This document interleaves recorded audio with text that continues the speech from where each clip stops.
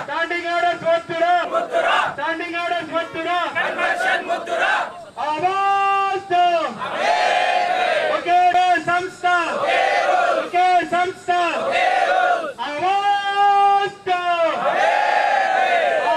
గత 6 రోజుల నుండి ఈరోజు 7వ రోజు తెలంగాణ విద్యుత్ ఎంప్లాయీస్ సమ్మె చేస్తూ ఉంటే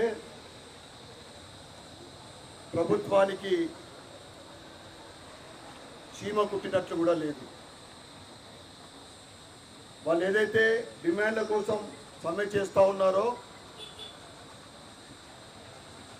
ఏ కొత్త డిమాండ్ లేదు వాళ్ళు అడిగే దాంట్లో. అప్పటి బీఆర్ఎస్ ప్రభుత్వము కాంట్రాక్ట్ ఉద్యోగుల్ని రెగ్యులర్ చేస్తా అని చెప్పి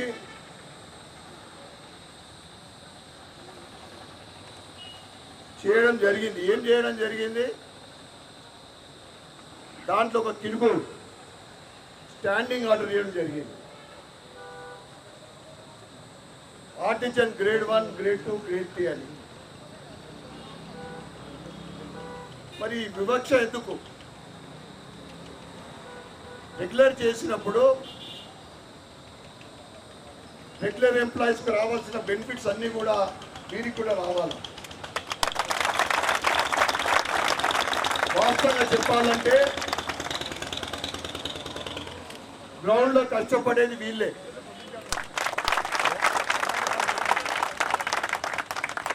విమర్శించడం లేదు. ఆఫీస్లో కూర్చున్న వాళ్లకు, గ్రౌండ్లో కష్టపడే వాళ్లకు స్టాండ్ ఆర్డర్ ఇచ్చి వేతనంలో వ్యత్యాసం, విద్యార్థులను బట్టి, వారి సీనియారిటీని బట్టి రెగ్యులర్ ఎంప్లాయీస్కి ఏదైతే బెనిఫిట్స్ ఉన్నాయో మాకు కూడా రావాలని, మాకు కూడా కలగాలని అనేక సంవత్సరాల నుండి డిమాండ్ చేస్తూ ఉన్నాం. ఈ కాంగ్రెస్ ప్రభుత్వము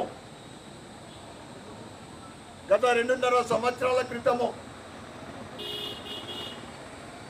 ఎలక్షన్ ప్రచారంలో భాగంగా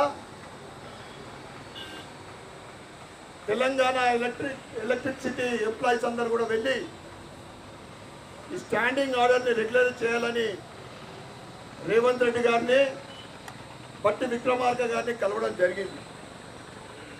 వాళ్ళు మేనిఫెస్టోలో కూడా పెట్టింది. అందుకే నేను ప్రభుత్వాన్ని డిమాండ్ చేస్తూ ఉన్నా, మీరు కొత్త హామీలు కాదు, ఇచ్చిన హామీలను నెరవేర్చండి. ఎండనక వాననక ప్రజల కోసం కష్టపడుతున్నా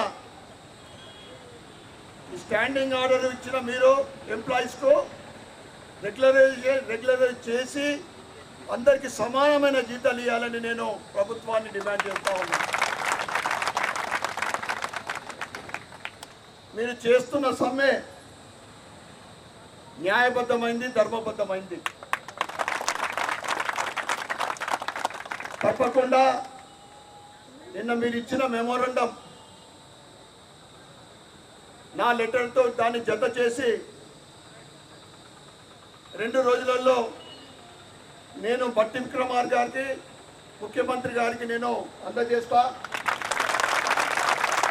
ఎండాకాలంలో వారు చేస్తున్న సమ్మె న్యాయబద్ధమైంది. తప్పకుండా వారి డిమాండ్లు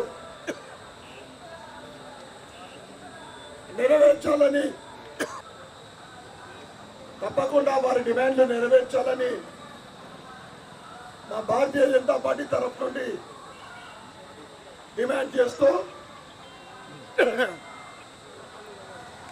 మీరు చేస్తున్న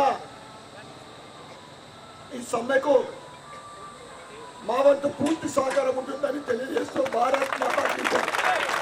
ఇక్కడికి వచ్చి సంఘీభావం తెలిపినందుకు మన ఆర్టిజన్ అందరి తరఫున ప్రత్యేక ధన్యవాదాలు సార్.